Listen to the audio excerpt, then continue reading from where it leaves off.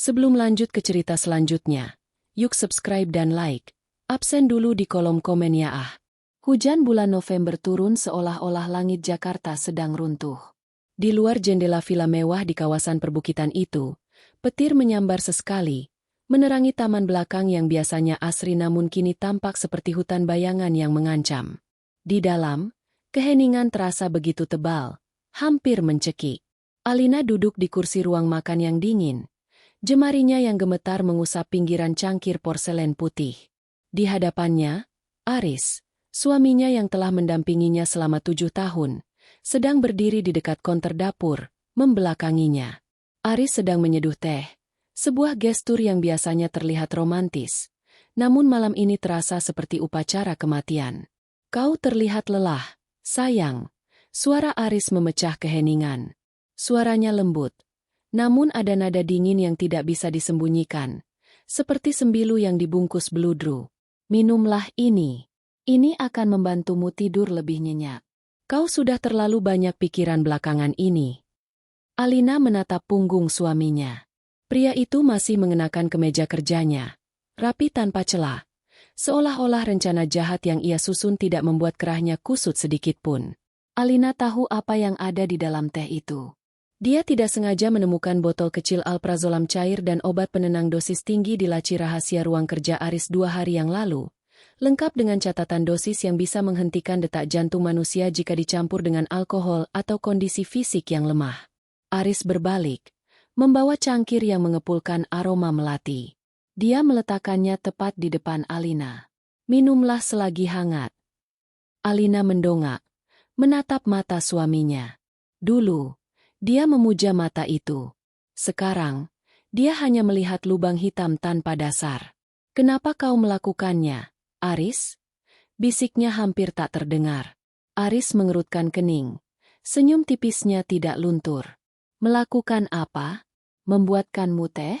Itu tugas suami yang perhatian, bukan? Bukan hanya teh. Suara Alina mengeras. Meski jantungnya berdegup kencang hingga telinganya berdenging. Investasi yang gagal itu, asuransi jiwaku yang kau tingkatkan bulan lalu, dan perempuan bernama Sarah itu. Aku tahu semuanya. Tangan Aris yang bersandar di meja perlahan mengepal. Senyum ramahnya memudar, digantikan oleh ekspresi datar yang mengerikan. Keheningan kembali merayap. Kali ini lebih berat. Aris menarik kursi di hadapan Alina dan duduk perlahan. Jika kau sudah tahu, maka ini menjadi lebih mudah, kata Aris tenang. Tidak ada penyesalan. Tidak ada rasa bersalah. Kau adalah wanita yang baik, Alina. Ibu yang luar biasa bagi anak-anak. Tapi kau menjadi penghalang bagi masa depanku. Perusahaan ayahmu seharusnya jatuh ke tanganku sepenuhnya, bukan tertahan di tanganmu karena wasiat konyol itu. Anak-anak mereka butuh aku, Alina memohon. Air mata mulai menggenang. Bagaimana kau bisa menjelaskan ini pada mereka? Aris mencondongkan tubuh. Matanya berkilat di bawah lampu gantung kristal. Aku tidak perlu menjelaskan apapun. Mereka akan tahu bahwa ibunya, yang malang dan depresi karena tekanan mental, memutuskan untuk mengakhiri hidupnya di kamar mandi. Aku sudah menulis suratnya. Alina, tulisan tanganmu sangat mudah ditiru setelah aku berlatih selama berbulan-bulan. Semua orang akan mengasihaniku. Duda malang yang ditinggal mati istrinya. Alina memandang teh di depannya.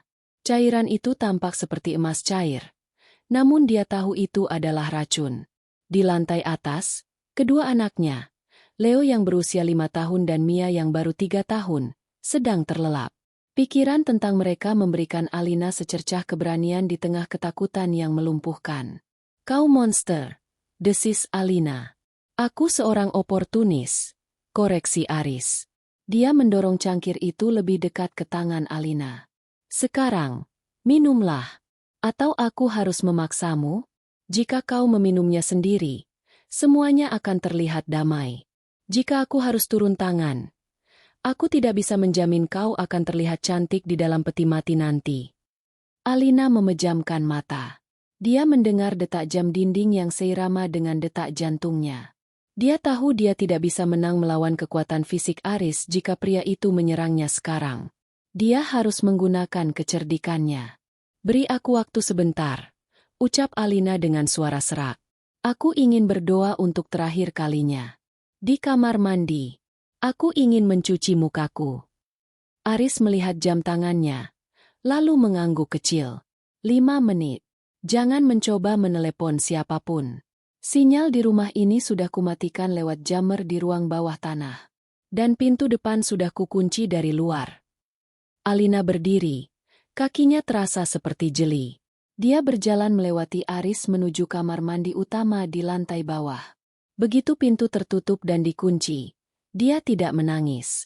Dia tidak punya waktu untuk itu. Dia menyalakan keran air dengan volume maksimal untuk menyamarkan suara. Dia menatap cermin. Wajahnya pucat, matanya merah, tapi ada api kemarahan yang mulai menyala. Dia mengambil botol pembersih lantai yang tersembunyi di bawah wastafel, mengosongkan isinya ke saluran pembuangan, lalu mengisinya dengan air biasa agar tidak curiga. Otaknya bekerja cepat. Dia membuka jendela kecil di atas bak mandi yang menghadap ke area samping rumah yang gelap. Dia melihat sebuah botol obat kosong di kantongnya, obat tidur ringan yang memang biasa dia konsumsi.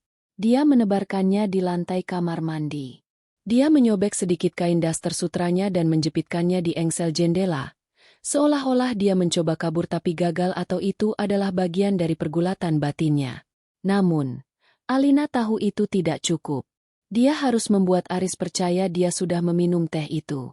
Dia keluar dari kamar mandi dengan wajah yang disengaja tampak lesu dan bingung.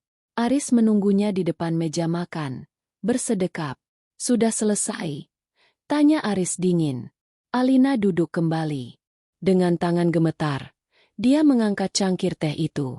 Aris memperhatikannya dengan mata elang, menunggu saat-saat kehancuran istrinya. Alina membawa cangkir itu ke bibirnya. Dia menyesap sedikit, hanya untuk membasahi lidahnya yang terasa pahit. Lalu dengan sengaja dia berpura-pura tersedak dan menjatuhkan cangkir itu ke lantai hingga pecah berkeping-keping. Oh, maaf tanganku. Alina mulai meracau. Suaranya dibuat tidak jelas. Dia memegang kepalanya. Aris, kepalaku gelap. Alina merosot dari kursi, jatuh ke lantai dengan suara berdebam. Dia mengatur napasnya agar pendek-pendek. Matanya berputar ke atas lalu terpejam rapat. Dia membiarkan tubuhnya lemas sepenuhnya. Dia mendengar langkah kaki Aris mendekat. Dia merasakan tangan suaminya menyentuh lehernya, memeriksa denyut nadi. Alina menahan napas sebisanya, memperlambat detak jantungnya dengan teknik meditasi yang pernah ia pelajari. Aris tidak lama memeriksa. Kesombongannya membuatnya yakin bahwa racun itu sudah bekerja meski hanya sedikit yang masuk. Terlalu cepat, gumam Aris. Suaranya terdengar sangat jauh dan tanpa emosi. Tapi setidaknya ini selesai. Alina merasakan tubuhnya diangkat. Aris menggendongnya menuju kamar mandi. Bau parfum maskulin Aris yang biasanya ia sukai kini terasa seperti bau bangkai. Aris meletakkannya dengan kasar di lantai kamar mandi yang dingin. Alina mendengar suara air bak mandi diisi. Aris sedang menyiapkan panggung bunuh dirinya. Begitu Aris keluar dari kamar mandi untuk mengambil surat wasiat palsu yang ia simpan di ruang kerja, Alina membuka matanya. Dia hanya punya waktu kurang dari 1 menit. Dia merangkak dengan kecepatan yang didorong oleh adrenalin murni. Dia tidak menuju pintu, tapi menuju jendela kecil yang sudah ia siapkan. Dengan susah payah, dia memanjat wastafel, mendorong tubuhnya melewati celah sempit itu, dan jatuh ke semak-semak berduri di luar. Rasa sakit menyengat kulitnya, tapi dia tidak bersuara. Di bawah guyuran hujan yang menderu, Alina berlari menuju kegelapan hutan di belakang rumah mereka, meninggalkan kehidupan lamanya, anak-anaknya yang ia cintai, dan identitasnya sebagai Alina Pratama. Malam itu, di mata dunia, Alina telah tiada. Namun di dalam kegelapan badai, seorang wanita baru saja lahir dari abu pengkhianatan. Duri-duri tanaman mawar liar merobek daster sutra Alina dan menggores lengan serta tungkai kakinya. Namun dia hampir tidak merasakannya. Rasa sakit fisik itu mati rasa, terkalahkan oleh hantaman adrenalin yang memompa jantungnya hingga terasa seperti mau meledak. Di belakangnya, Villa mewah yang selama ini ia anggap istana kini berdiri tegak seperti peti mati raksasa yang bercahaya di tengah badai. Alina jatuh tersungkur di atas tanah berlumpur. Napasnya tersengal, bercampur dengan isak tangis yang berusaha ia telan bulat-bulat. Dia menoleh ke belakang, ke arah jendela lantai atas tempat anak-anaknya tidur. "Maafkan ibu, sayang. Maafkan ibu harus pergi seperti ini," jeritnya dalam hati. Jika dia kembali sekarang untuk menjemput mereka, Aris pasti akan mendengarnya. Mereka semua akan mati. Dia harus menjadi hantu agar suatu hari nanti bisa menjadi pelindung. Dia tahu Aris akan segera menyadari hilangnya mayatnya dari kamar mandi.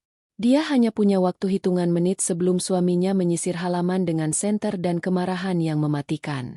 Alina merangkak menuju garasi samping yang terpisah dari bangunan utama. Di sana terparkir sebuah mobil tua yang jarang digunakan. Mobil peninggalan ayahnya yang belum sempat dijual Aris. Kunci cadangannya selalu ada di dalam kotak perkakas di sudut garasi. Dengan tangan berlumpur dan gemetar, dia menemukan kunci itu.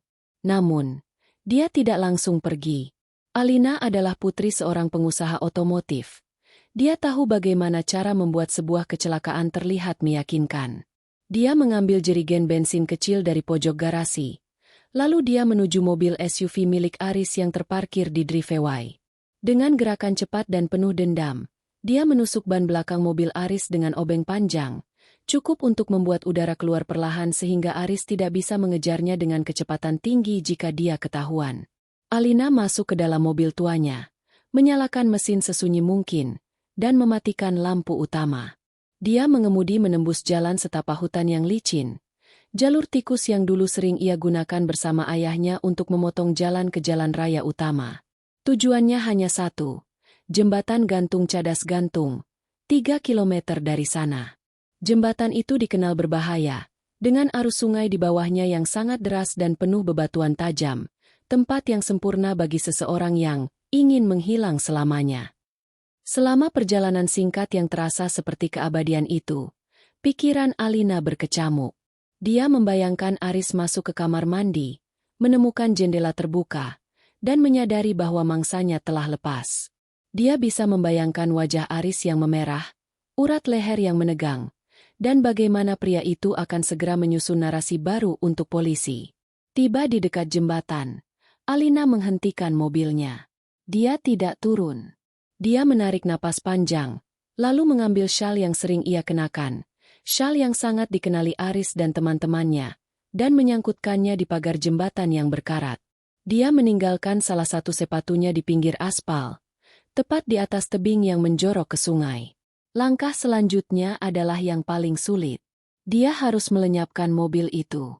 Dia mengarahkan mobil tua itu ke arah bibir jurang yang tidak terlalu jauh dari jembatan, mengganjal pedal gas dengan tas berat berisi batu yang sudah ia siapkan di bagasi, lalu memindahkan persneling ke posisi drive saat dia sendiri melompat keluar. Mobil itu meluncur, menabrak pagar pembatas yang rapuh, dan terjun bebas ke dalam kegelapan. Boom! Suara benturan logam dengan air dan batu terdengar samar di bawah deru hujan. Alina berdiri di tepi tebing, memandang ke bawah. Di matanya, mobil itu bukan sekadar kendaraan. Itu adalah simbol dari hidupnya yang lama sebagai Alina Pratama yang lemah, yang tunduk, dan yang hampir terbunuh. "Sekarang aku sudah mati, Aris," bisiknya ke arah angin yang menderu. "Carilah mayatku di dasar sungai yang tidak akan pernah memberikannya padamu." Dia berbalik dan mulai berlari menjauhi area itu. Dia tidak menuju jalan raya. Dia menuju ke arah stasiun bus kecil di pinggiran kota yang berjarak 5 kilometer. Menempuh jalur hutan agar tidak terekam CCTV jalan tol. Di tengah pelariannya, Alina berhenti sejenak di bawah sebuah halte tua yang bocor. Dia membuka tas ransel darurat yang sudah dia sembunyikan di dalam bagasi mobil tua itu berminggu-minggu sebelumnya. Sebuah persiapan naluriah yang sempat dia anggap sebagai paranoia, namun kini menjadi penyelamat nyawanya. Di dalamnya ada paspor dengan nama palsu yang dia beli lewat jalur gelap setahun lalu saat dia mulai curiga Aris berselingkuh. Uang tunai dalam jumlah besar yang dia tarik sedikit demi sedikit dari rekening pribadinya, sebuah wig hitam pendek, dan kacamata tebal. Dengan tangan gemetar, dia mengambil gunting. Dia memotong rambut panjangnya yang indah, kebanggaan Aris, menjadi potongan pendek yang berantakan. Dia mengganti daster sutranya yang robek dengan kaos oblong hitam dan celana jeans kusam. Dia menghapus sisa riasannya dengan air hujan, menyeka wajahnya hingga terasa perih. Saat dia melihat pantulan dirinya di genangan air, dia tidak lagi mengenali wanita itu. Dia bukan lagi nyonya rumah yang anggun. Dia adalah seorang penyintas yang tidak memiliki apa-apa selain kemarahan dan keinginan untuk hidup. Bus malam terakhir menuju pelabuhan akhirnya datang. Alina naik dengan kepala tertunduk, menyerahkan lembaran uang tunai tanpa melihat wajah sang sopir. Dia duduk di kursi paling belakang, membenamkan wajahnya di kaca jendela yang dingin. Saat bus mulai bergerak, dia melihat kilatan lampu polisi dari kejauhan menuju ke arah jembatan. Aris rupanya sudah melapor, atau mungkin seseorang melihat mobil terjatuh. Air mata yang sejak tadi dia tahan akhirnya tumpah. Dia menangis tanpa suara, bahunya terguncang hebat. Dia memikirkan Leo yang mungkin terbangun besok pagi dan bertanya di mana ibunya. Dia memikirkan Mia yang masih butuh pelukannya saat bermimpi buruk. Ibu tidak meninggalkan kalian, bisiknya di balik telapak tangan. Ibu hanya sedang menyiapkan tempat yang aman untuk kalian. Suatu hari nanti, ibu akan menjemput kalian dari monster itu. Kapal feri yang akan membawanya menyeberang pulau sudah menunggu di dermaga. Di atas kapal, di bawah langit malam yang hitam pekat, Alina berdiri di dek paling belakang. Dia mengambil cincin pernikahannya, sebuah berlian mahal yang dulu ia anggap sebagai janji suci, dan melemparkannya ke laut lepas. Logam kecil itu menghilang ditelan ombak dalam sekejap. Mulai detik ini, Alina Pratama telah tenggelam di cadas gantung. Yang tersisa hanyalah seorang wanita tanpa masa lalu, yang akan mengembara di antara bayang-bayang, menunggu waktu yang tepat untuk membalas dendam. Dia tahu dia harus menghilang sepenuhnya. Tidak ada media sosial, tidak ada kontak dengan teman lama, tidak ada jejak digital. Dia harus menjadi hantu di dunia yang penuh dengan mata. Tunggu aku, Aris. Gumamnya dengan nada yang tak lagi mengandung ketakutan, melainkan janji akan kehancuran. Tunggu sampai aku cukup kuat untuk mencabut semua yang kau miliki, sama seperti kau mencabut nyawaku malam ini. Kapal terus melaju, membelah ombak, membawa Nirmala menuju sebuah kota kecil di pesisir utara yang belum pernah ia kunjungi sebelumnya. Sebuah tempat di mana tidak ada yang mengenalnya, di mana dia bisa merajut kembali serpihan jiwanya yang hancur. Kota pesisir Sanur di Bali terasa sangat jauh dari hingar-bingar Jakarta yang menyesakkan. Di sini, aroma knalpot dan ambisi digantikan oleh bau garam laut yang tajam dan dupa yang terbakar di setiap sudut jalan. Bagi dunia, Alina Pratama sudah mati. Namanya sempat menghiasi tajuk berita selama seminggu. Istri pengusaha muda terjun ke sungai, diduga depresi pasca persalinan yang terlambat. Aris telah memainkan perannya dengan sangat sempurna di depan kamera, menangis terseduh-seduh sambil memegang foto keluarga mereka. Namun di sebuah rumah kos kecil yang terselip di gang sempit di balik deretan toko souvenir, Alina, yang kini dikenal sebagai Nirmala, sedang belajar untuk bernapas kembali. Pagi itu, Nirmala berdiri di depan cermin kecil yang retak di sudut kamarnya. Dia tidak lagi melihat wanita yang mengenakan gaun desainer dan perhiasan mutiara.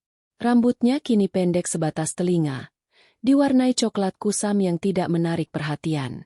Dia mengenakan daster katun murah dan tanpa riasan. Lingkaran hitam di bawah matanya menceritakan kisah tentang malam-malam tanpa tidur, di mana dia sering terbangun karena jeritan imajiner anak-anaknya. Nirmala, bisiknya pada pantulan dirinya sendiri. Namamu Nirmala. Kamu tidak punya suami. Kamu tidak punya masa lalu. Kamu hanya seorang wanita yang mencoba menyambung hidup. Dia mengambil sebuah amplop coklat besar dari bawah kasurnya. Di dalamnya terdapat sisa uang tunai yang ia bawa. Jumlahnya mulai menipis. Dia tidak bisa terus-menerus menggunakan uang tunai tanpa memiliki pekerjaan tetap, karena itu akan mengundang kecurigaan. Dia butuh rutinitas. Dia butuh tempat untuk bersembunyi di balik keramaian. Langkahnya membawanya ke sebuah toko buku tua bernama Pustaka Semesta. Toko itu tampak seperti peninggalan masa lalu. Rak-rak kayu yang menjulang tinggi hingga ke langit-langit, dipenuhi buku-buku berdebu yang aromanya menenangkan saraf Alina yang senantiasa tegang. Pemiliknya adalah seorang pria tua bernama Pak Wayan, yang memiliki mata bijak dan jarang bertanya. "Saya dengar Bapak butuh asisten untuk merapikan stok," kata Nirmala saat menemui Pak Wayan. Suaranya rendah, dia sengaja mengubah intonasinya agar tidak terdengar seperti wanita kelas atas Jakarta. Pak Wayan menatapnya melalui kacamata yang melorot di hidung. "Pekerjaan ini berat, Nak. Gajinya tidak seberapa, dan kau akan lebih banyak berurusan dengan debu daripada manusia." "Justru itu yang saya cari," jawab Nirmala jujur. Sejak hari itu, kehidupan Nirmala menjadi monoton yang menyelamatkan. Dari jam 9 pagi hingga jam 7 malam, dia tenggelam di antara barisan buku. Dia mengategorikan sejarah, fiksi, dan filsafat. Dia menyapu lantai dan menyeduh kopi untuk para turis yang mampir. Kesibukan fisik ini adalah satu-satunya caranya untuk mengusir bayang-bayang Aris yang seringkali muncul di sudut matanya saat dia sendirian. Namun, bagian tersulit dari menjadi Nirmala bukanlah kemiskinan atau kerja keras. Bagian tersulit adalah kerinduan. Setiap malam, setelah menutup toko, Nirmala akan pergi ke sebuah warnet, warung internet, di pinggiran kota yang jarang dikunjungi orang lokal. Dia menggunakan komputer paling pojok, mengenakan tudung jaket, dan masuk ke sebuah akun anonim. Dengan tangan yang selalu gemetar, dia mengetikkan nama suaminya di kolom pencarian. Dia melihat foto-foto baru. Aris sedang berada di taman bermain bersama Leo dan Mia. Leo terlihat lebih tinggi, wajahnya semakin mirip Aris, yang membuat Nirmala merasakan campuran antara kasih sayang dan ketakutan. Mia mengenakan gaun merah muda yang belum pernah dilihat Nirmala sebelumnya. Mia tampak tidak tersenyum di semua foto itu. Matanya terlihat mencari-cari, seolah-olah dia masih menunggu seseorang yang tak kunjung pulang. Nirmala akan menempelkan jemarinya ke layar monitor yang hangat, mengusap wajah anak-anaknya yang tertangkap dalam piksel-piksel digital. Air mata akan jatuh tanpa suara, membasahi meja kayu yang penuh coretan. "Maafkan Ibu," isaknya. "Tunggu sebentar lagi. Ibu sedang membangun benteng agar kalian tidak akan pernah terluka lagi." Di tahun kedua kepergiannya, Nirmala mulai mengasah kembali kemampuannya yang dulu sempat ia lupakan saat menjadi istri, pajangan, Aris. Dia adalah lulusan terbaik di bidang akuntansi dan manajemen. Secara diam-diam, di sela-sela waktu kerjanya di toko buku, dia mulai mengambil pekerjaan lepas sebagai konsultan keuangan daring menggunakan identitas digital yang sangat rapi. Dia bekerja untuk perusahaan-perusahaan luar negeri yang tidak membutuhkan pertemuan tatap muka. Uang mulai mengalir ke rekening rahasianya di bank luar negeri. Dia tidak menyentuh uang itu. Dia menyimpannya sebagai dana perang. Selama waktu ini, Nirmala juga mempelajari seni bela diri dasar dari sebuah sasana kecil di dekat pantai. Dia belajar bagaimana cara menjatuhkan pria yang lebih besar darinya, bagaimana cara menggunakan titik lemah tubuh manusia, dan yang paling penting, bagaimana cara mengendalikan rasa takutnya. Trauma itu masih ada. Suara petir terkadang masih membuatnya bersembunyi di bawah meja. Tapi sekarang, dia punya insting untuk melawan. Suatu sore, Pak Wayan memperhatikannya sedang menatap kosong ke arah jalanan dari balik jendela toko. "Kau tahu, Nirmala," kata pria tua itu sambil menyesap tehnya. "Laut bisa menyembunyikan banyak hal, tapi dia selalu mengembalikan apa yang bukan miliknya ke tepi pantai pada akhirnya." Nirmala menoleh. Jantungnya berdegup kencang. "Apa maksud Bapak?" "Rahasia," jawab Pak Wayan tenang. "Jangan biarkan rahasiamu membusuk di dalam dirimu. Itu akan membuatmu menjadi pahit. Kau masih muda. Kau punya mata seorang pejuang, bukan mata seorang pelarian." Nirmala hanya tersenyum tipis dan kembali bekerja. Dia tidak menyadari bahwa di belahan bumi lain, di Jakarta, Aris sedang duduk di ruang kerjanya yang gelap, menatap laporan keuangan yang kacau dan sebuah foto lama Alina yang mulai pudar. Aris telah memenangkan segalanya, perusahaan, harta, kekuasaan, tapi dia mulai menyadari bahwa tanpa korban untuk ditekan, hidupnya terasa hampa dan tidak terkendali. Memasuki tahun ketiga, Nirmala merasa dia sudah cukup kuat. Wajahnya yang dulu tirus kini terlihat segar namun tegas. Dia bukan lagi korban. Dia adalah pengamat yang sabar. Dia berpikir untuk mulai merencanakan cara mengambil anak-anaknya tanpa harus berhadapan dengan hukum atau Aris. Namun, takdir memiliki cara yang kejam untuk menguji seseorang. Sore itu, sebuah mobil mewah berwarna hitam berhenti di depan pustaka semesta. Sesuatu yang sangat jarang terjadi di jalanan sempit itu. Nirmala sedang berada di atas tangga, merapikan rak bagian atas, ketika pintu toko berdenting terbuka. Aroma itu masuk lebih dulu. Aroma parfum maskulin yang sangat spesifik, campuran sandalwood dan bergamot. Aroma yang sama yang memenuhi indera penciuman Alina saat Aris menggendongnya menuju kematiannya di kamar mandi 3 tahun lalu. Nirmala membeku. Seluruh bulu kuduknya berdiri. Dunianya seolah berhenti berputar. Dari ketinggian tangga, dia menunduk dan melihat sesosok pria tegap dengan setelan jas mahal berdiri di ambang pintu, menghalangi cahaya matahari sore. Pria itu melepas kacamata hitamnya, menatap sekeliling toko dengan ekspresi meremehkan yang sangat familiar. Itu Aris. Selama 3 tahun, Nirmala telah menyiapkan diri untuk momen ini. Dia telah berlatih beradu argumen, berlatih bertarung, berlatih menghilang. Tapi saat melihat wajah pria yang mencoba membunuhnya itu berdiri hanya beberapa meter darinya, Nirmala merasakan sensasi dingin yang luar biasa menjalar dari ujung kakinya ke jantungnya. Dia tidak boleh bergerak. Dia tidak boleh bernapas terlalu keras. Dia harus tetap menjadi Nirmala, si asisten toko buku yang tidak terlihat. Maaf. Suara Aris menggema di ruangan sunyi itu. Suara yang pernah membisikkan ancaman kematian kini terdengar lelah. Saya mencari pemilik tempat ini. Saya ingin membeli beberapa koleksi buku langka untuk perpustakaan pribadi saya. Nirmala tetap membelakangi Aris. Tangannya mencengkeram erat pinggiran rak buku hingga buku-bukunya memutih. Dia memejamkan mata, berdoa agar detak jantungnya yang bergemuruh tidak terdengar oleh pria di bawahnya. Pak Wayan sedang di belakang. Suara Nirmala keluar. Serak dan sangat berbeda dari suara aslinya, berkat latihan bertahun-tahun. Tunggu sebentar. Nirmala mulai turun dari tangga dengan gerakan selambat mungkin. Kepalanya tertunduk, rambut pendeknya menutupi sebagian wajahnya. Dia berencana untuk langsung berjalan menuju pintu belakang dan melarikan diri lewat dapur. Namun, tepat saat kakinya menyentuh lantai, Aris melangkah maju. Tunggu, katanya. Langkah Nirmala terhenti. Napasnya tercekat. Rasanya aku pernah mendengar suaramu sebelumnya, gumam Aris. Langkah kakinya terdengar mendekat di atas lantai kayu yang berderit. Nirmala tahu, pelariannya telah berakhir. Atau mungkin, perang yang sebenarnya baru saja dimulai. 3 tahun terakhir bagi Aris bukanlah sebuah pesta kemenangan seperti yang ia bayangkan di malam badai itu. Di permukaan, dia adalah pahlawan yang tragis. Media massa mencintainya sebagai pengusaha yang bangkit dari kedukaan. Seorang ayah tunggal yang berdedikasi membesarkan 2 anaknya setelah kehilangan istri tercinta karena depresi. Namun, di balik pintu tertutup rumah mewahnya yang kini terasa seperti museum sunyi, Aris sedang membusuk dari dalam.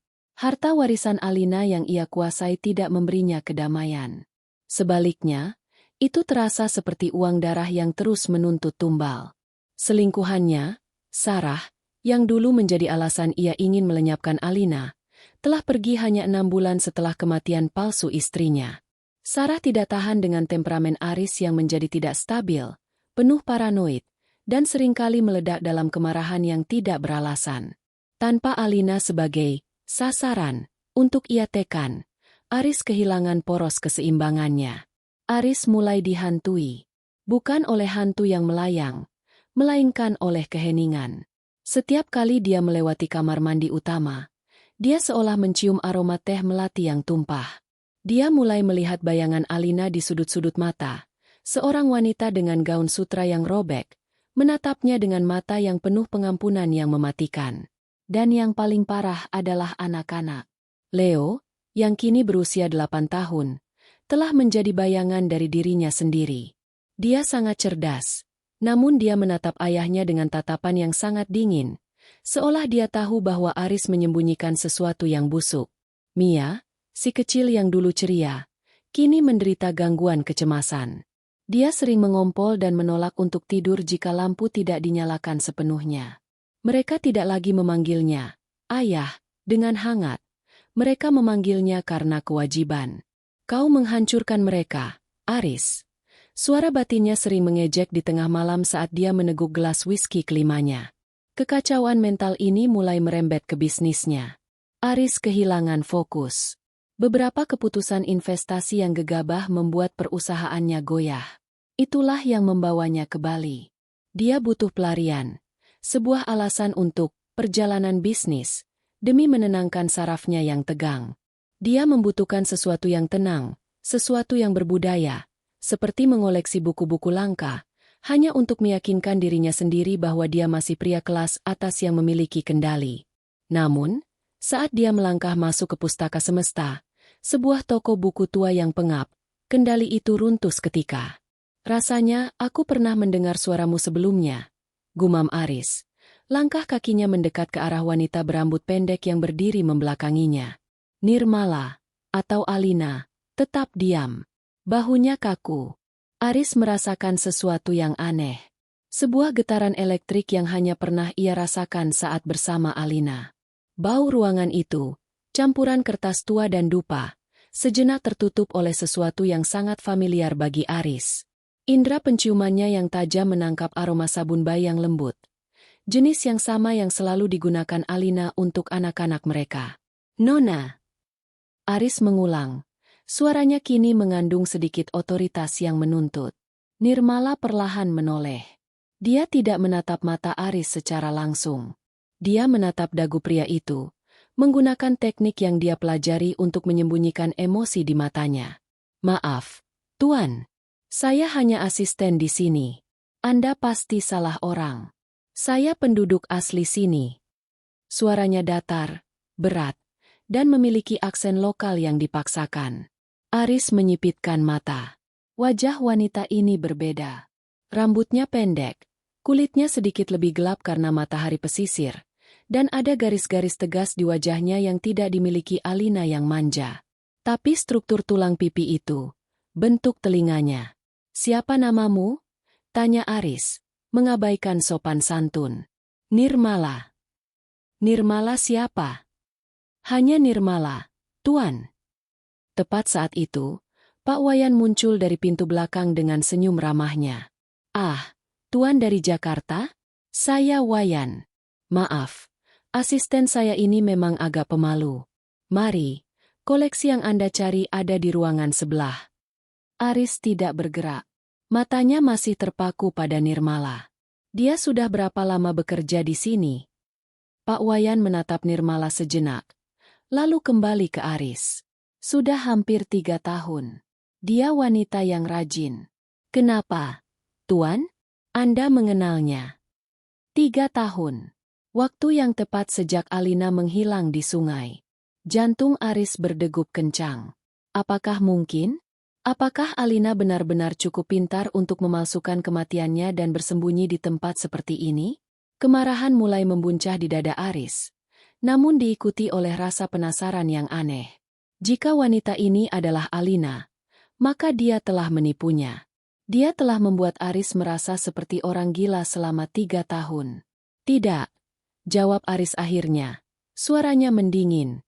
Dia hanya mengingatkanku pada seseorang yang sudah lama pergi. Aris mengikuti Pak Wayan ke ruangan sebelah, tapi pikirannya tidak lagi pada buku. Dia menggunakan ponselnya, mengirim pesan singkat kepada orang kepercayaannya di Jakarta, seorang mantan detektif yang sering melakukan pekerjaan kotor untuknya. Cek data penduduk bernama Nirmala di Sanur, Bali. Fokus pada 3 tahun terakhir. Aku butuh sidik jari atau sampel DNA jika memungkinkan. Lakukan dengan sangat diam-diam. Sepanjang sisa sore itu, Aris berpura-pura tertarik pada edisi pertama buku-buku sastra klasik. Namun, setiap kali dia punya kesempatan, dia akan melirik ke arah luar ruangan, memperhatikan gerakan Nirmala. Dia memperhatikan cara wanita itu menyusun buku, teknik yang sama yang selalu Alina lakukan di perpustakaan rumah mereka, selalu menyusun berdasarkan warna sampul terlebih dahulu sebelum kategori. Sebuah kebiasaan obsesif yang tidak mungkin dimiliki oleh orang asing secara kebetulan. Aris merasa sebuah kegilaan baru menyelimutinya. Jika itu benar-benar Alina, dia tidak akan langsung menangkapnya. Dia ingin bermain. Dia ingin melihat seberapa jauh istrinya bisa bertahan dalam penyamaran ini. Di sisi lain, di balik rak buku, Nirmala merasa paru-parunya seperti terbakar. Dia tahu Aris curiga.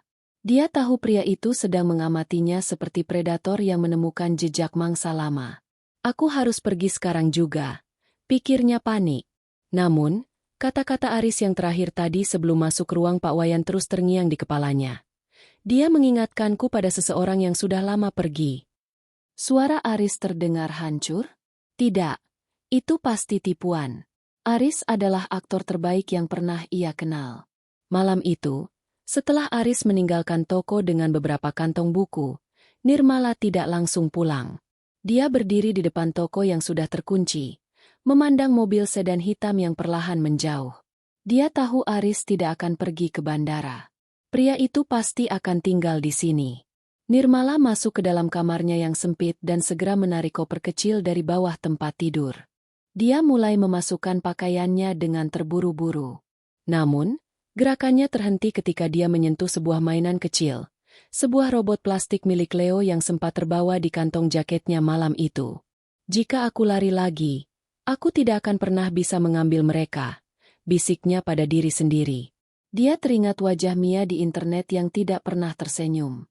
Jika dia menghilang sekarang, Aris akan tetap berkuasa, dan anak-anaknya akan tumbuh di bawah asuhan seorang pembunuh.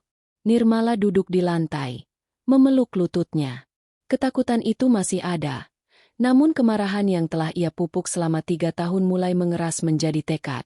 Aris mengira dia masih Alina yang bisa ditakut-takuti dengan secangkir teh beracun.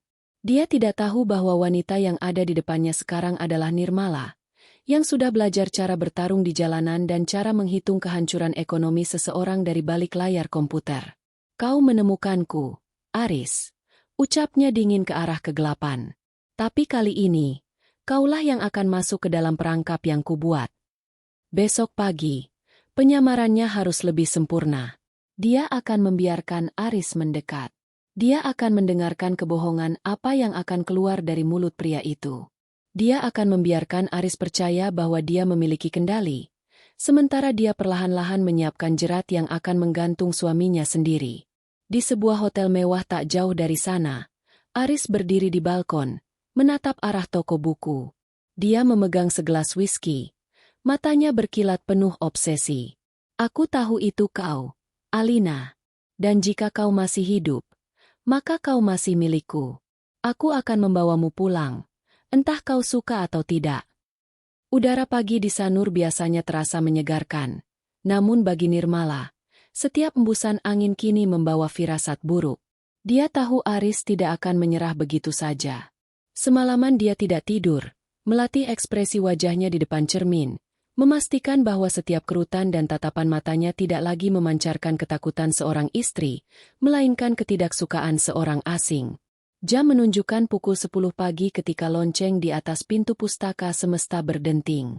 Bukan pelanggan biasa yang masuk. Aris melangkah masuk dengan langkah ringan, mengenakan kemeja linen putih yang membuatnya tampak seperti turis kelas atas yang sedang bersantai. Namun, matanya yang tajam langsung mengunci sosok Nirmala yang sedang menyusun buku di rak paling belakang. Selamat pagi, Nirmala. Sapa Aris. Suaranya terdengar lebih hangat. Sebuah nada yang dulu sering ia gunakan saat mereka masih dalam masa bulan madu. Nirmala tidak langsung menoleh. Dia sengaja menyelesaikan susunan 3 buku sebelum perlahan berbalik. Selamat pagi, Tuan. Ada yang bisa saya bantu? Pak Wayan sedang pergi ke pasar. Aris berjalan mendekat. Berhenti hanya 2 langkah dari Nirmala. Jarak ini terlalu dekat. Nirmala bisa mencium aroma parfumnya. Aroma yang memicu memori tentang malam-malam mencekam di Jakarta. Dia mengepalkan tangannya di balik celemek toko. Aku tidak butuh Pak Wayan, kata Aris tenang. Aku ingin meminta maaf atas sikapku kemarin. Aku rasa aku terlalu mengejutkanmu. Bisakah kita bicara sebentar? Ada sebuah kafe kecil di seberang jalan. Saya sedang bekerja, Tuan, jawab Nirmala datar. Dan saya rasa tidak ada yang perlu dibicarakan antara seorang pelayan toko dan pelanggannya. Aris terkekeh. Suara yang membuat bulu kuduk Nirmala berdiri. Kau sangat gigih. Itu kualitas yang langka. Baiklah, kalau begitu aku akan bicara di sini saja sambil melihat-lihat buku. Aris mulai berjalan mengelilingi rak.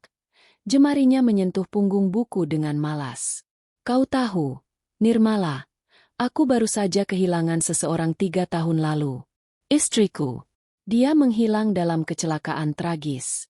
Semua orang bilang dia sudah mati, tapi di dalam sini, Aris mengetuk dadanya.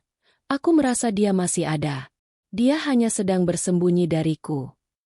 Nirmala tetap diam, pura-pura sibuk dengan kemocengnya. Turut berduka. Tuan, tapi itu tidak ada hubungannya dengan saya. Benarkah? Aris berhenti tepat di depan sebuah bagian buku puisi. Dia mengambil satu buku dan membukanya. Istriku sangat suka puisi. Dia wanita yang lembut. Terkadang terlalu lembut hingga dia mudah ketakutan. Tapi wanita yang kulihat kemarin dan hari ini, dia punya kekuatan yang berbeda. Namun, matanya tetap sama. Mata yang menyimpan rahasia besar. Nirmala memberanikan diri menatap mata Aris. Tuan, Anda sepertinya sedang berhalusinasi karena kesedihan. Jika Anda terus mengganggu saya akan meminta Anda pergi. Aris tidak marah. Sebaliknya, dia mengeluarkan sebuah ponsel dari saku celananya dan menunjukkan sebuah foto. Itu adalah foto Alina 3 tahun lalu, sedang menggendong Mia yang masih bayi. Lihat foto ini. Perintah Aris lembut namun mengandung paksaan. Anak di foto ini, namanya Mia. Dia merindukan ibunya setiap malam. Dia tidak bisa tidur tanpa memeluk syal lama ibunya.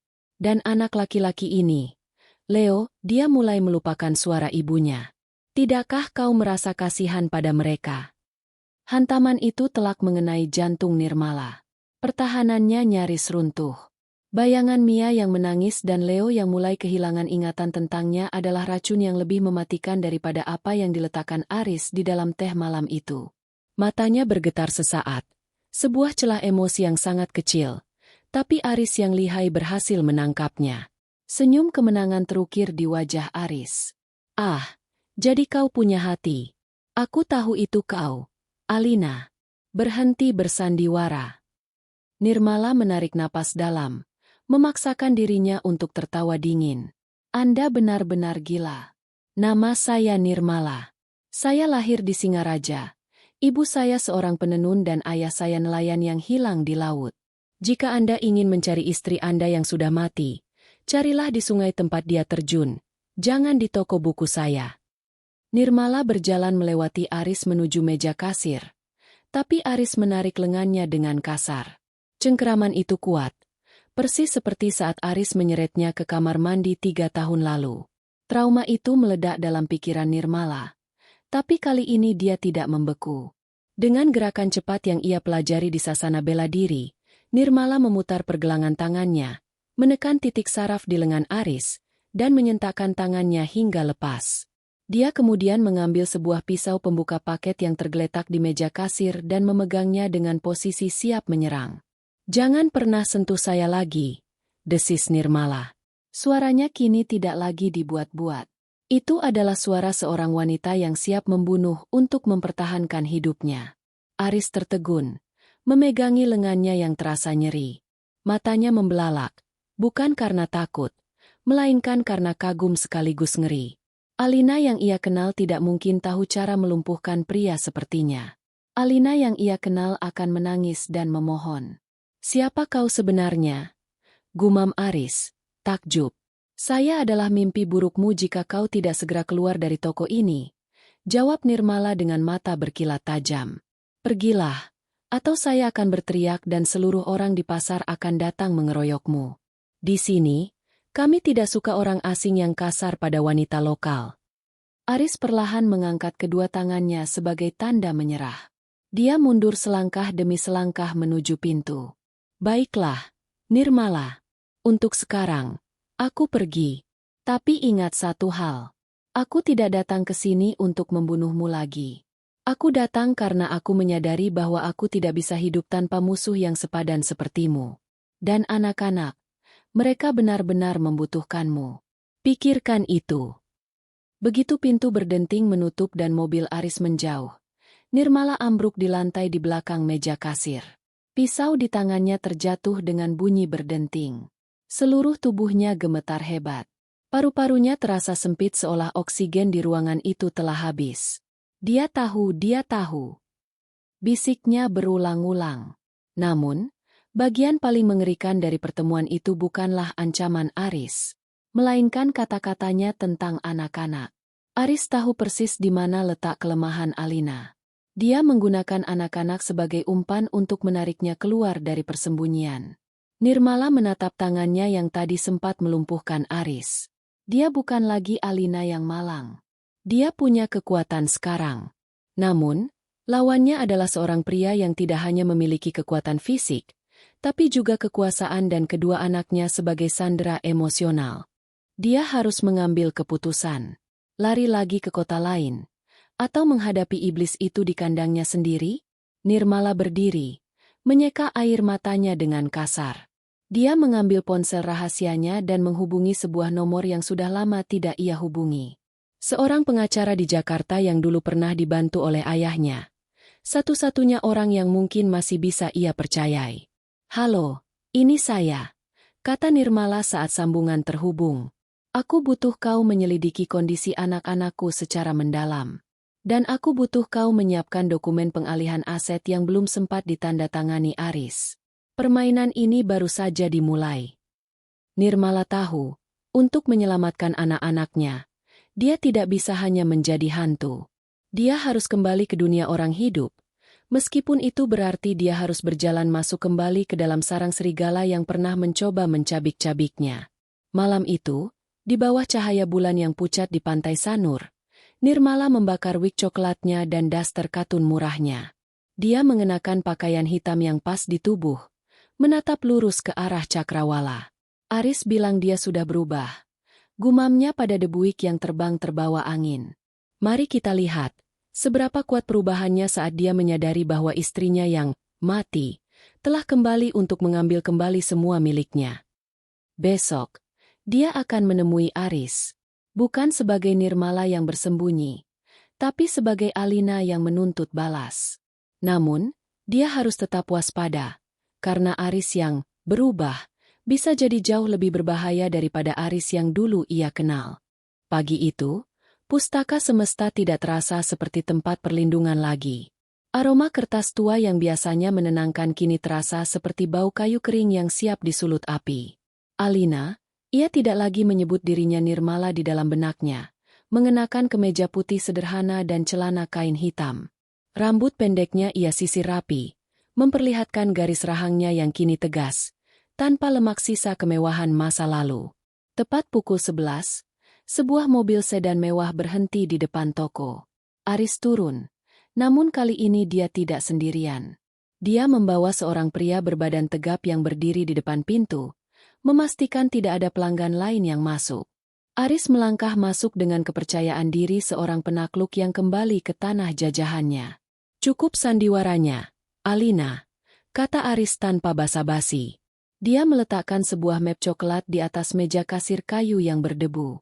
"Aku sudah mendapatkan hasil tes DNA dari helai rambut yang tertinggal di sisirmu kemarin.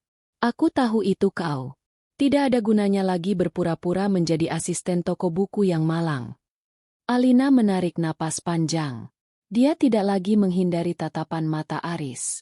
Dia menatap lurus ke dalam manik mata pria itu, mencari sisa-sisa monster yang mencoba menenggelamkannya 3 tahun lalu. "Tes DNA? Kau masih tetap pria yang tidak percaya pada instingmu sendiri, Aris," jawab Alina dengan suara aslinya. Suara yang jernih, dingin, dan berwibawa. "Apa yang kau inginkan? Kau sudah mengambil hartaku, statusku, dan mencoba mengambil nyawaku. Belum cukup." Aris terdiam sejenak, terkejut mendengar suara itu kembali setelah sekian lama. Ada kilatan penyesalan yang melintas cepat di matanya, namun segera tertutup oleh topeng ketenangan. Dia tiba-tiba berlutut di atas lantai kayu yang kotor. Aku melakukan kesalahan besar, bisik Aris. Suaranya bergetar, entah karena akting yang sangat hebat atau emosi yang nyata. Malam itu, aku kerasukan setan. Keserakahan membutakanku. Tapi setelah kau pergi, duniaku runtuh. Aku tidak pernah menyentuh 1 sen pun dari uang asuransimu. Aku menyimpannya untuk anak-anak. Alina tertawa. Sebuah tawa kering yang tidak mengandung kegembiraan. Kau pikir aku akan percaya? Kau berlutut di sini bukan karena menyesal telah mencoba membunuhku, tapi karena kau sadar kau tidak bisa mengendalikan anak-anakmu yang membencimu, bukan? Aris mendongak. Matanya merah. Leo berhenti bicara selama setahun setelah kau tiada. Mia, dia selalu menangis memanggil ibunya setiap kali hujan turun. Aku sudah berubah. Alina. Aku pergi ke psikiater. Aku meninggalkan semua bisnis kotor itu. Aku hanya ingin memperbaiki apa yang rusak. Anak-anak butuh ibunya. Mereka hancur tanpamu. Mereka hancur karena ayahnya seorang pembunuh. Suara Alina meninggi, bergema di antara rak-rak buku. Kau membawa mereka ke dalam neraka yang kau buat sendiri, dan sekarang kau memintaku untuk kembali ke neraka itu untuk memadamkan apinya. Aris berdiri perlahan. Wajahnya tampak sangat lelah. Aku tidak memintamu kembali sebagai istriku jika kau memang tidak mau. Aku hanya memintamu kembali sebagai ibu mereka. Kau bisa tinggal di rumah terpisah. Kau bisa mendapatkan semua hak asuhmu kembali. Aku bersedia menyerahkan diri ke polisi jika itu yang kau inginkan, setelah anak-anak stabil. Alina tertegun. Tawaran Aris terdengar terlalu mulia untuk seorang pria yang pernah merencanakan kematiannya dengan begitu detail. Apakah ini jebakan baru?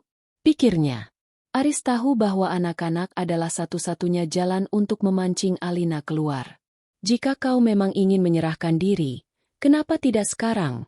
Tantang Alina. Karena jika aku masuk penjara sekarang tanpa kau ada untuk memeluk mereka, mereka tidak akan punya siapa-siapa. Mereka akan masuk ke sistem panti asuhan atau diperebutkan oleh keluarga jauh yang hanya mengincar aset mereka. Kau tahu bagaimana rakusnya paman-pamanmu? Jawab Aris masuk akal. Ketegangan di ruangan itu hampir bisa dirasakan secara fisik. Alina merasa terjepit. Di satu sisi, setiap sel di tubuhnya berteriak untuk lari sejauh mungkin dari pria ini. Di sisi lain, bayangan Mia dan Leo yang menderita terus mencabik nuraninya. Aku butuh bukti bahwa mereka baik-baik saja, kata Alina akhirnya. Suaranya melunak sedikit. Aris segera mengeluarkan tablet dari tasnya. Dia membuka sebuah rekaman video tersembunyi dari kamera pengawas di ruang bermain rumah mereka. Di sana, Alina melihat Leo sedang duduk di pojok ruangan, menatap kosong ke jendela, sementara Mia memeluk boneka usang milik Alina yang dulu tertinggal. Mereka terlihat begitu kurus, begitu rapuh. Hati Alina hancur berkeping-keping. Mereka meredup. Alina. Seperti bunga yang tidak pernah disiram. Gumam Aris di telinganya. Alina memejamkan mata, membiarkan satu tetes air mata jatuh. Dia tahu dia tidak punya pilihan lain. Dia tidak bisa membiarkan anak-anaknya mati perlahan di tangan pria ini, meskipun pria ini mengklaim telah berubah. Baik, ucap Alina tegas. Aku akan ikut denganmu ke Jakarta. Tapi bukan sebagai istrimu. Bukan sebagai Alina yang dulu.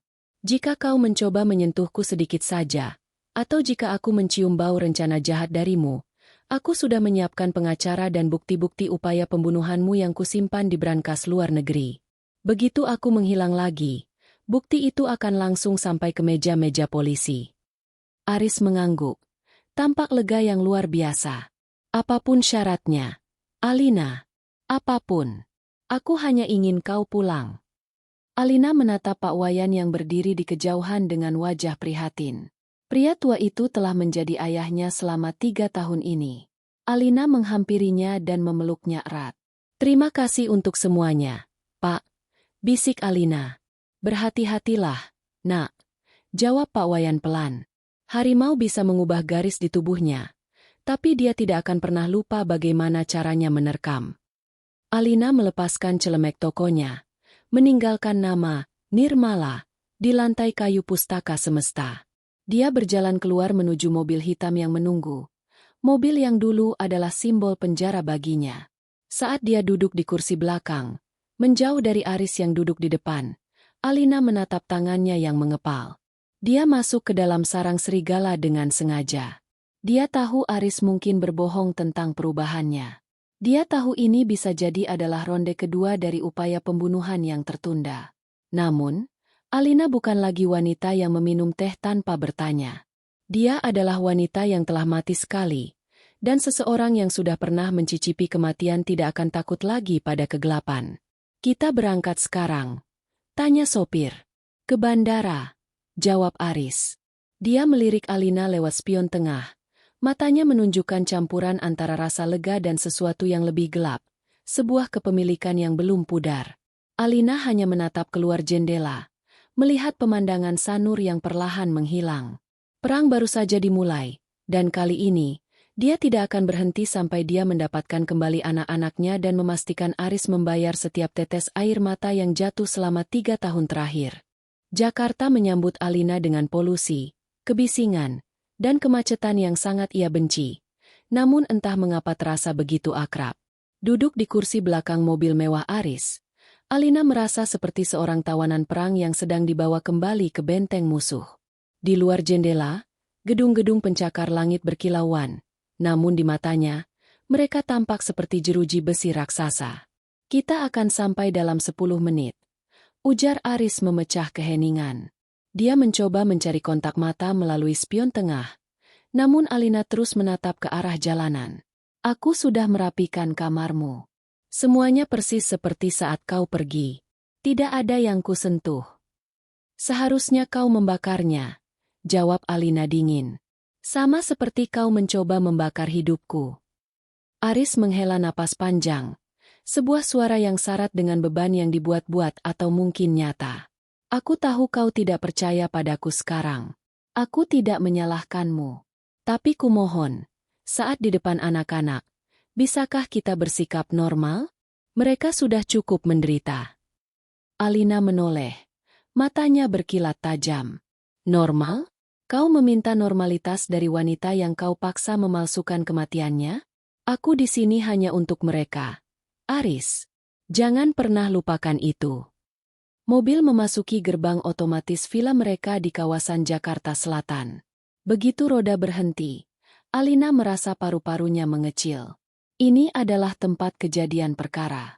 Di sana, di balik pintu jati besar itu, adalah ruang makan tempat teh pahit itu disajikan. Pintu terbuka bahkan sebelum Aris sempat memutar kunci. Seorang wanita paruh baya, Bei Ijah, pengasuh setia anak-anak, berdiri di sana. Begitu melihat Alina, Bei Ijah menjatuhkan nampan plastik yang dibawanya. Wajahnya pucat pasi, mulutnya menganga. Non Alina? Bisiknya dengan suara gemetar, seolah melihat hantu. Alina mendekat dan memegang tangan Bei Ijah yang dingin. Ini aku, Bei. Aku masih hidup. Tangisan Bei Ijah pecah seketika. Namun Alina segera memberikan isyarat untuk diam. Dia tidak ingin anak-anaknya terkejut oleh suara histeris. Di mana mereka? Tanya Alina pelan. Di taman belakang. Non. Mas Leo sedang menemani Non Mia menggambar. Jawab Bei Ijah sambil menyeka air mata. Alina melangkah melewati koridor rumah yang dingin. Setiap lukisan di dinding dan setiap guci porselen terasa seperti saksi bisu kejahatan Aris. Dia sampai di pintu kaca yang menuju ke taman. Di sana, di atas rumput hijau yang dipangkas rapi, 2 sosok kecil sedang duduk bersila.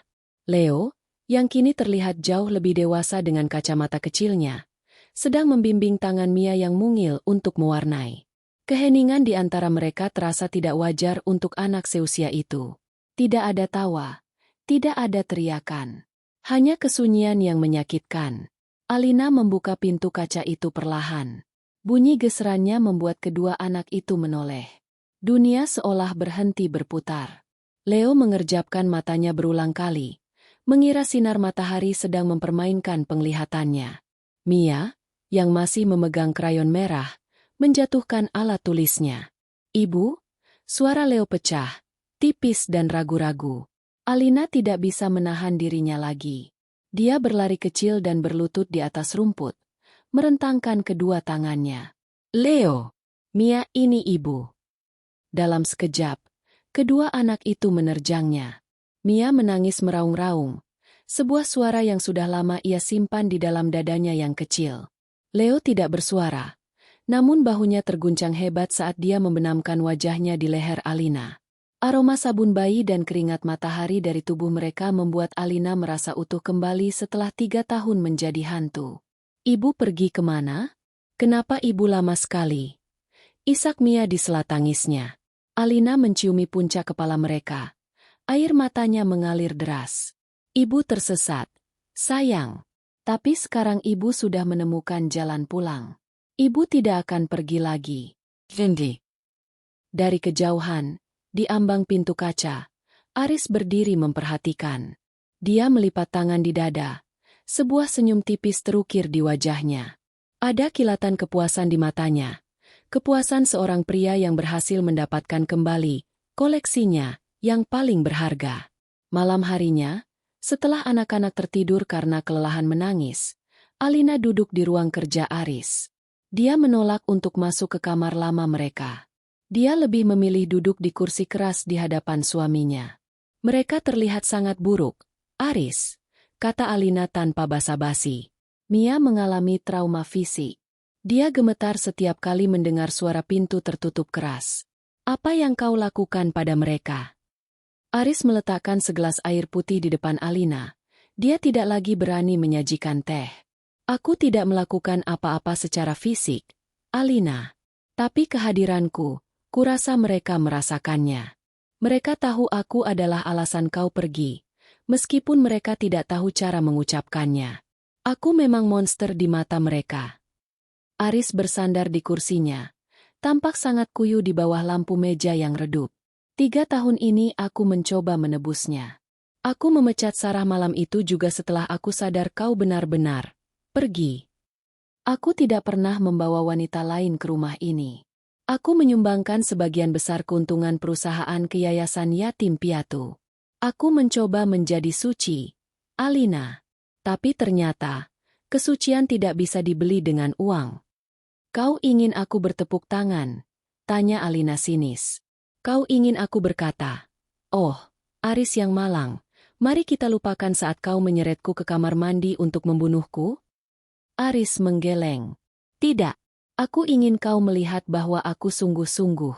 Aku sudah mengubah wasiatku. Jika terjadi sesuatu padaku, seluruh aset, termasuk perusahaan ayahmu, akan jatuh ke tanganmu dan anak-anak. Aku juga sudah menyiapkan dokumen pengakuan dosa yang kusimpan di pengacaraku. Jika kau merasa terancam sedikit saja, kau bisa meminta pengacara itu merilisnya. Alina menyipitkan mata. Ini adalah langkah yang sangat berisiko bagi Aris. Mengapa dia memberikan senjatanya sendiri kepada korbannya? Kenapa kau melakukan ini? Aris menatap Alina dengan intensitas yang mengerikan. Karena aku menyadari bahwa memiliki dunia ini tanpa seseorang yang bisa menatapku dengan kebencian yang jujur seperti matamu, itu sangat membosankan. Dan karena aku ingin anak-anakku kembali tersenyum. Jika harganya adalah kebebasanku atau nyawaku, aku bersedia membayarnya sekarang. Alina merasa merinding.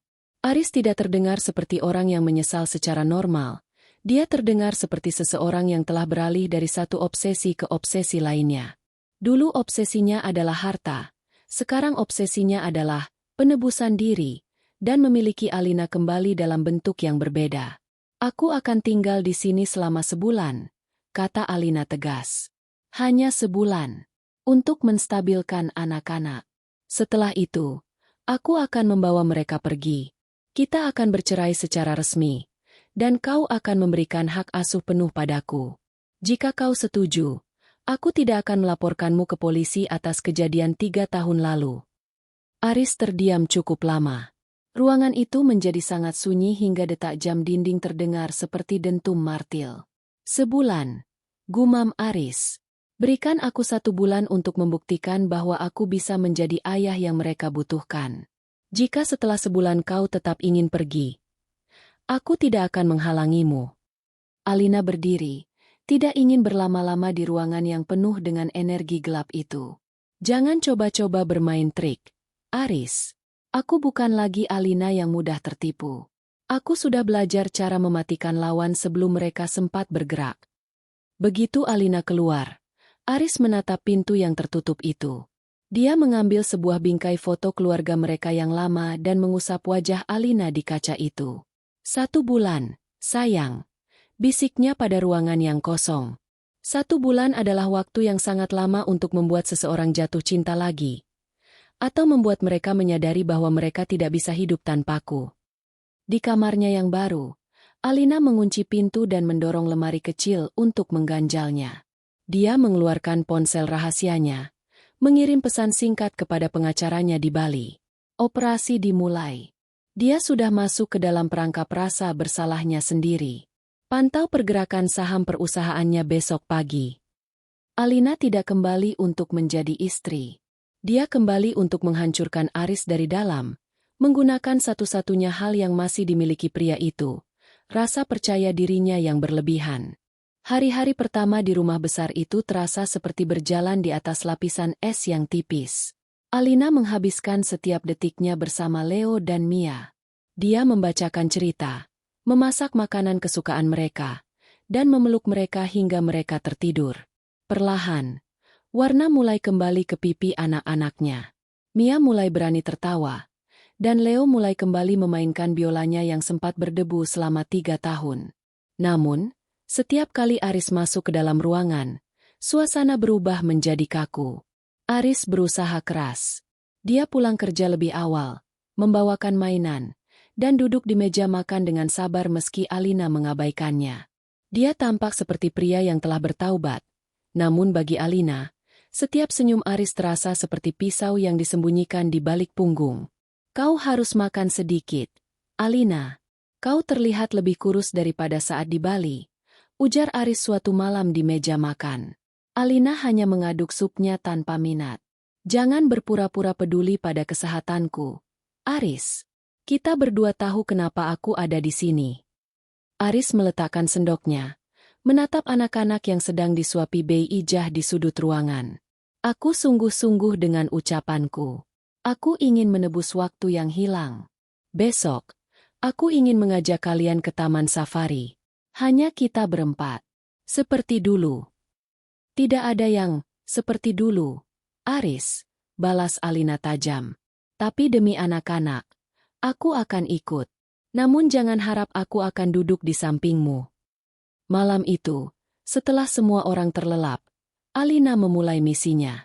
Dia tidak bisa begitu saja percaya pada dokumen yang ditunjukkan Aris. Dia tahu suaminya adalah ahli manipulasi. Dengan langkah seringan kucing, dia menuju ke ruang kerja Aris. Dia tahu kode brankas lama mereka belum berubah. Tanggal lahir Mia. Klik. Pintu baja kecil itu terbuka. Di dalamnya, Alina menemukan apa yang dijanjikan Aris. Polis asuransi yang tidak pernah diklaim, dokumen hak waris atas namanya, dan sebuah surat pengakuan dosa yang ditandatangani di atas materai. Namun, saat dia meraba lebih dalam ke sudut brankas, jemarinya menyentuh sebuah buku catatan kecil berwarna hitam yang tersembunyi di balik tumpukan dokumen legal. Alina membukanya dengan bantuan lampu ponsel. Itu bukan buku catatan bisnis. Itu adalah jurnal harian Aris selama 3 tahun terakhir. 14 Februari. Hari ini genap 2 tahun. Aku melihat bayangannya di cermin lagi. Aku tahu dia tidak mati. Sungai itu terlalu dangkal untuk seseorang sepertinya. Aku harus menemukannya sebelum dia menemukan cara untuk menghancurkanku. 20 Juni. Detektif itu memberikan laporan baru. Ada wanita di Bali yang mirip dengannya. Aku merasakan gairah yang sudah lama hilang. Jika itu benar dia, aku akan membuatnya membayar karena telah meninggalkanku dalam neraka ini. Tapi aku harus bermain lembut. Dia bukan lagi Alina yang lemah. Darah Alina mendidih. Jadi, semua akting berlutut dan tangis penyesalan di Bali adalah bagian dari skenario yang sudah dirancang selama berbulan-bulan. Aris tidak berubah karena moralitas. Dia berubah karena obsesi untuk memenangkan permainan, kucing dan tikus, ini. Tiba-tiba, lampu ruang kerja menyala. Alina tersentak dan menjatuhkan buku itu. Aris berdiri di ambang pintu, mengenakan jubah mandi sutranya, menatap Alina dengan ekspresi yang sulit diartikan, campuran antara kecewa dan pemujaan yang gila. "Kau masih tidak percaya padaku, ya?" tanya Aris pelan, melangkah masuk ke ruangan. Alina berdiri tegak, memegang buku hitam itu sebagai senjata.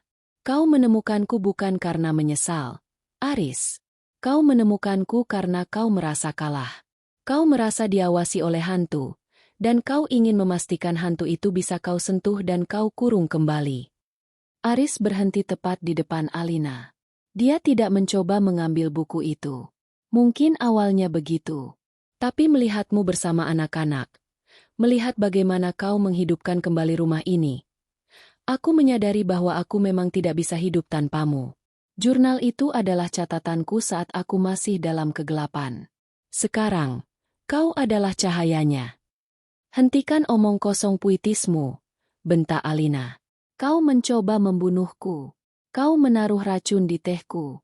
Kau mengatur semuanya agar aku terlihat bunuh diri. Dan aku akan membayarnya." Aris berteriak balik. Matanya membelalak. "Apa yang kau inginkan, Alina? Uang? Aku berikan semuanya. Nyawaku. Ambil. Tapi jangan bawa anak-anak pergi dariku. Mereka adalah satu-satunya hal yang membuatku merasa masih menjadi manusia."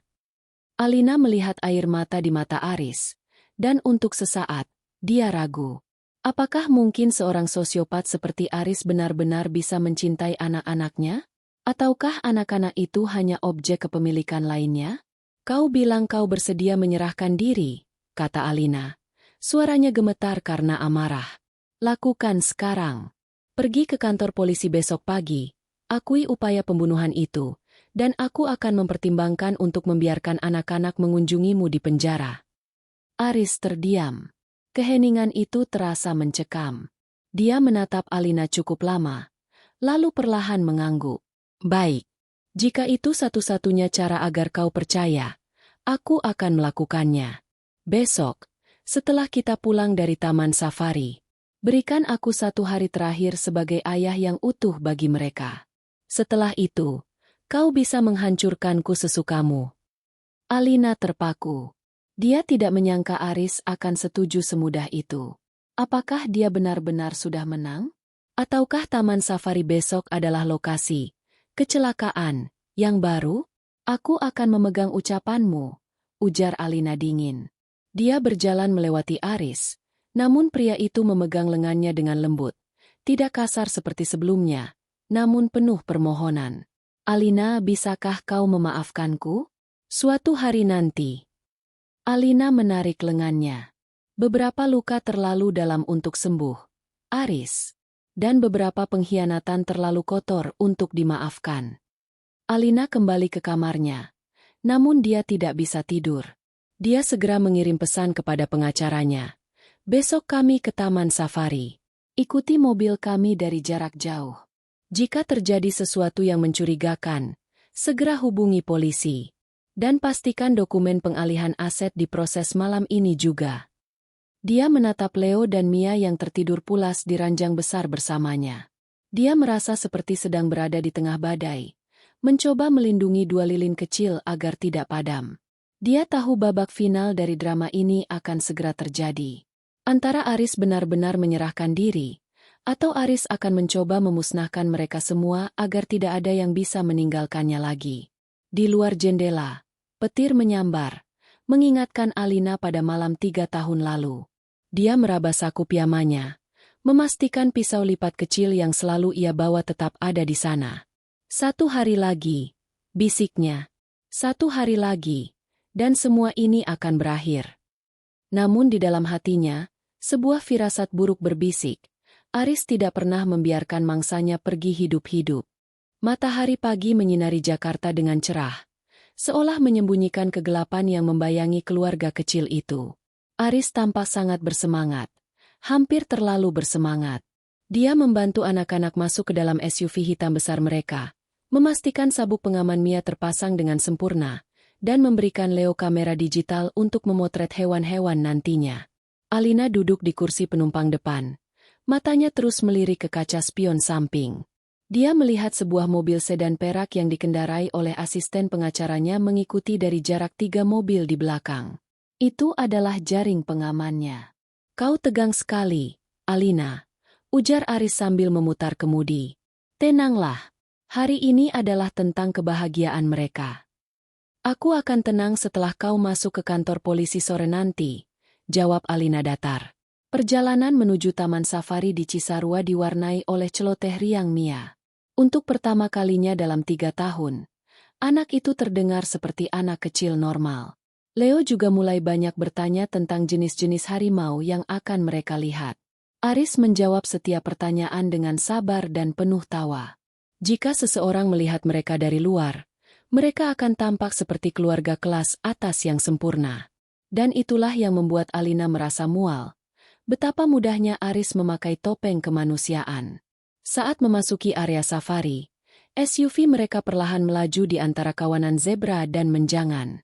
Aris membuka sedikit sunroof agar udara pegunungan masuk. "Lihat itu, Mia! Singa!"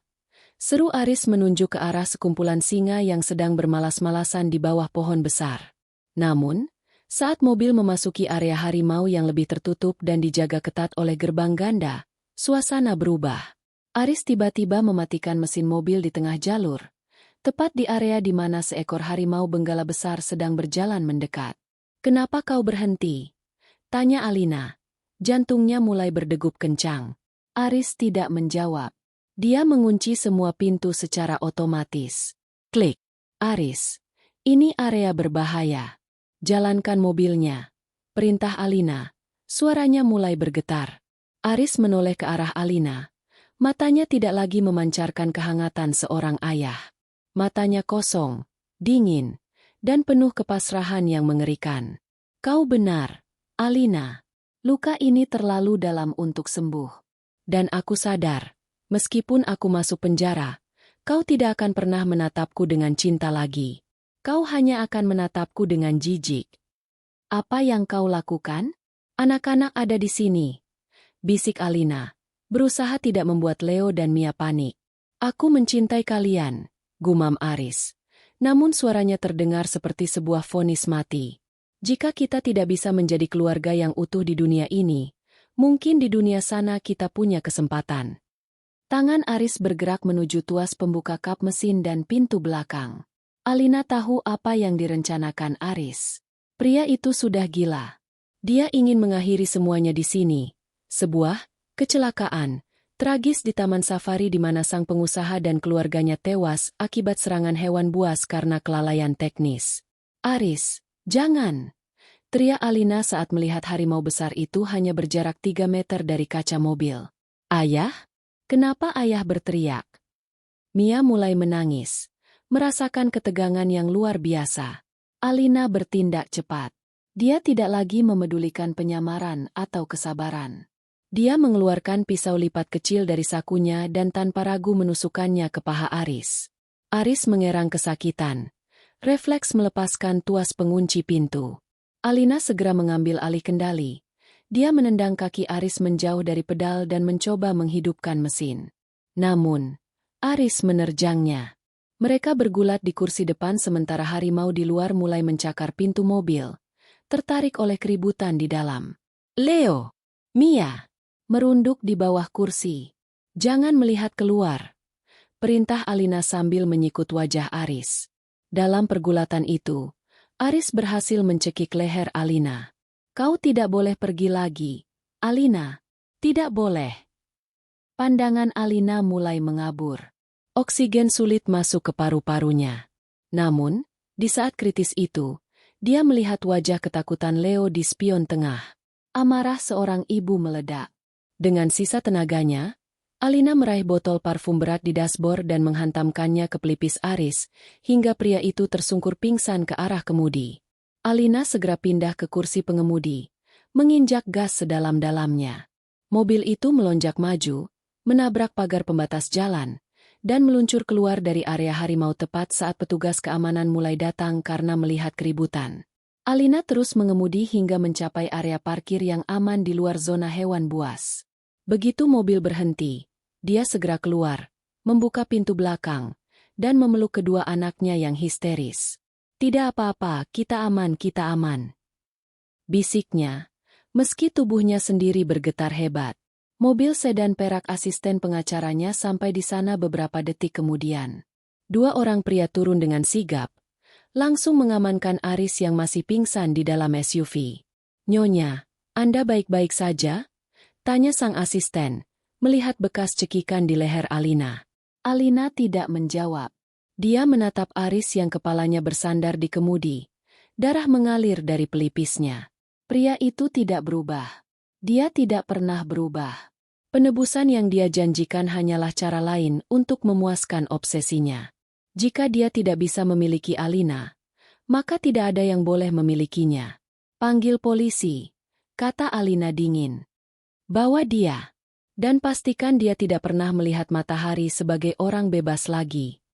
Alina menggendong Mia dan menuntun Leo menjauh dari SUV itu. Dia tidak menoleh ke belakang. Di tangannya, dia memegang rekaman suara dari ponselnya yang sejak tadi ia aktifkan di saku baju. Rekaman yang berisi pengakuan Aris tentang rencana bunuh diri bersama itu. "Ibu," panggil Leo pelan, sambil menggandeng tangan Alina dengan erat. "Kita tidak akan kembali ke rumah itu lagi, kan?"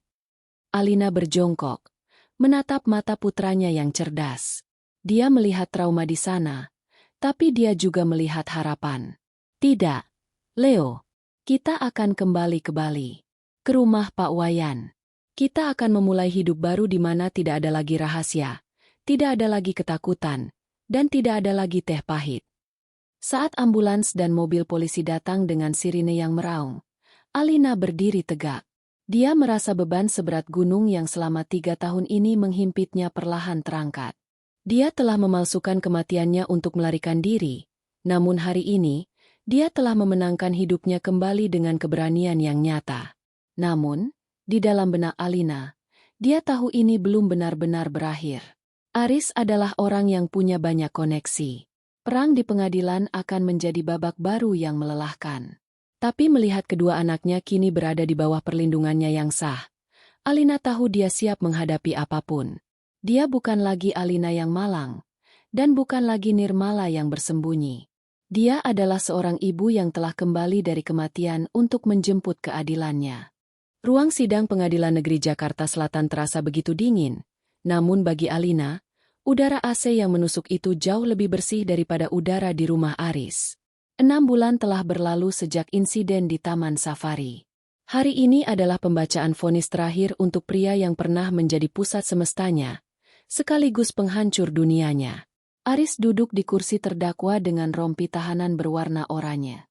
Wajahnya yang dulu angkuh kini tampak tirus dan layu. Tidak ada lagi kilatan obsesi di matanya.